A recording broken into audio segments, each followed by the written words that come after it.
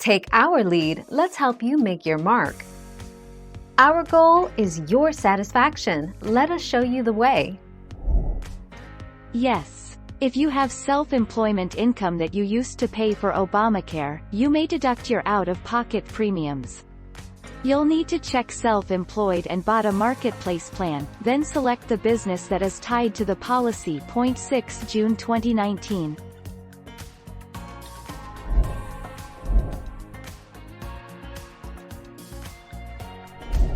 Make your mark, take our lead. Many self-employed business owners buy health insurance through the ACA marketplace, healthcare.gov, or a state-specific exchange.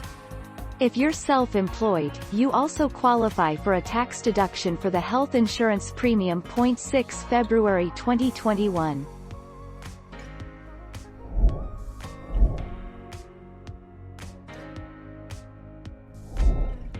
Take our lead. Since 2012, the IRS has allowed self-employed individuals to deduct all Medicare premiums, including premiums for Medicare Part B, and Part A, for people who have to pay a premium for it, Medigap, Medicare Advantage plans, and Part D, from their federal taxes, and this includes Medicare premiums for their spouse. 27 February 2020.